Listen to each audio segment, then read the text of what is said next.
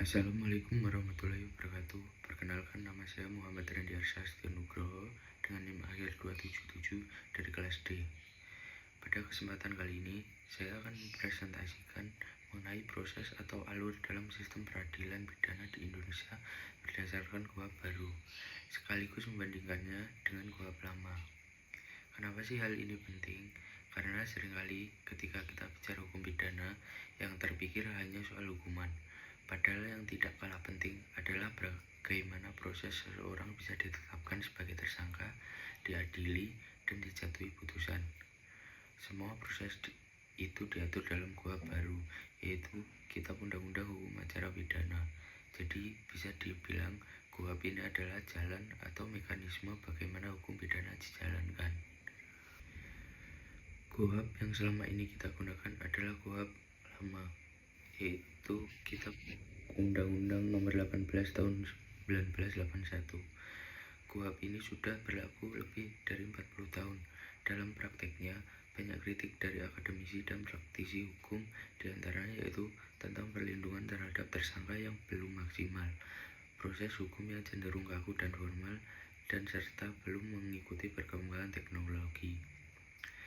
Misalnya, dulu belum ada pengaturan yang jelas mengenai alat bukti elektronik, padahal sekarang kejahatan banyak terjadi di dunia digital. Selain itu, pendekatan KUHP lama cenderung berfokus pada penghukuman pelaku, bukan pada pemulihan kondisi korban atau hubungan sosial. Berdasarkan berbagai penelitian hukum terbaru, KUHP baru hadir untuk memperbaiki kelemahan tersebut. KUHP baru membawa beberapa arah perubahan utama. Yang pertama yaitu memperkuat hak asasi manusia, yang kedua menerapkan konsep restoratif justice, yang ketiga yaitu mendorong transparansi dan akuntabilitas, dan yang keempat mulai mengarah pada digitalisasi sistem peradilan. Jadi sistem hukum pidana kita mulai bergeser dari yang bersifat kaku menuju yang lebih manusiawi dan modern. Selanjutnya yaitu alur sistem peradilan pidana di Indonesia. Yang pertama yaitu adanya laporan atau pengaduan. Semua perkara pidana biasanya berawal dari laporan masyarakat atau temuan aparat. Yang penting di tahap ini bukan langsung mencari pelaku, tetapi memastikan apakah benar terjadi tindak pidana atau tidak. Selanjutnya yaitu dilakukannya penyelidikan. Di tahap penyelidikan, aparat mulai mengumpulkan informasi awal, sifatnya masih umum, belum fokus pada siapa pelakunya.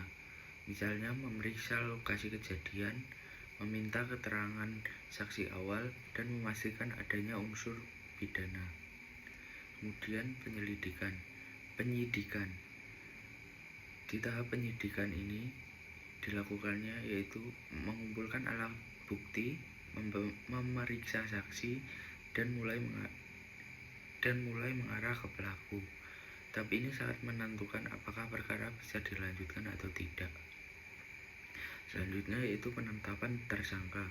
Dalam KUHP baru, penetapan tersangka harus didasarkan pada minimal 2 alat bukti yang sah. Hal ini penting untuk mencegah salah tangkap, mencegah kriminalisasi, dan memberikan kepastian hukum. Kemudian yaitu upaya paksa. Jika sudah ada tersangka, aparat dapat melakukan upaya paksa seperti penangkapan, penahanan, penggeledahan, dan penyitaan. Namun dalam KUHP baru, prosedurnya diperketat untuk melindungi hak asasi manusia. Kemudian yang keenam yaitu pelimpahan ke jaksa. Setelah penyidikan selesai, berkas perkara diserahkan ke jaksa. Kemudian jaksa akan menilai apakah perkara ini sudah cukup bukti atau belum untuk dibawa ke pengadilan. Kemudian selanjutnya yaitu penuntutan. Jika berkas dinyatakan lengkap, jaksa menyusun surat dakwaan dan membawa perkara ke pengadilan. Di sini jaksa berperan sebagai pihak yang menjelaskan kesalahan terdakwa di depan hakim. Kemudian dilakukannya persidangan. Persidangan merupakan tahap yang paling terbuka dan dapat dilihat publik. Di sini dilakukannya yaitu saksi diperiksa, terdakwa didengar, alat bukti ditunjukkan. Dalam KUHP baru, hakim tidak hanya pasif, tetapi bisa juga aktif menggali kebenaran material. Selanjutnya yaitu putusan hakim. Setelah semua proses selesai, hakim akan menjatuhkan putusan, bisa berupa bebas, lepas dari tuntutan, atau dipidana. Yang baru di KUHP adalah adanya konsep pemaafan hakim, di mana hakim dapat tidak menjatuhkan hukuman meskipun terdakwa terbukti bersalah dengan pertimbangan tertentu. Selanjutnya upaya hukum. Jika ada pihak yang tidak puas, tersedia upaya hukum seperti banding, kasasi, dan peninjauan kembali. Ini menunjukkan bahwa sistem peradilan memberikan kesempatan untuk koreksi. Kemudian yang ke-11 yang terakhir yaitu terjadinya eksekusi. Jika putusan sudah berkekuatan hukum tetap, maka jaksa akan melaksanakan putusan tersebut. Selanjutnya yaitu ciri khas KUHP baru. Berdasarkan kajian akademik, KUHP baru memiliki beberapa ciri utama, yaitu mengutamakan restoratif justice, yaitu penyelesaian yang adil bagi pelaku dan korban. Kemudian mengakui alat bukti elektronik. Yang ketiga yaitu memperkuat perlindungan hak tersangka, korban, dan saksi. Dan yang terakhir yaitu mengarah pada digitalisasi peradilan.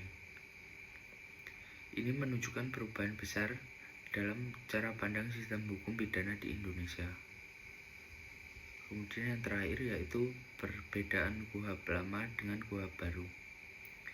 Jika dibandingkan, perbedaan paling mendasar adalah cara pandangnya. KUHP lama berfokus pada penghukuman, sedangkan KUHP baru berfokus pada keadilan yang lebih luas.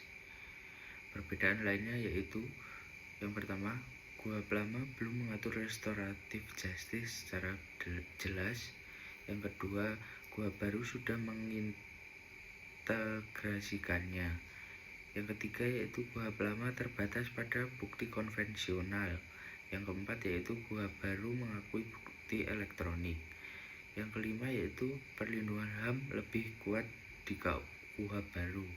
Yang keenam yaitu adanya konsep pemaafan hakim. Jadi KUHP baru lebih progresif dan adaptif terhadap perkembangan zaman. Kesimpulannya yaitu alur sistem peradilan pidana dalam KUHP baru sebenarnya masih sama dengan KUHP lama, tetapi mengalami banyak perbaikan penting. Perubahan tersebut terutama terlihat dalam transparansi proses hukum, perlindungan hak asasi manusia, dan pendekatan keadilan yang lebih manusiawi. Dengan adanya KUHP baru, diharapkan sistem hukum pidana di Indonesia tidak hanya tegas, tetapi juga adil, modern, dan berimbang. Sekian dari saya, kurang lebihnya mohon maaf. Wassalamualaikum warahmatullahi wabarakatuh.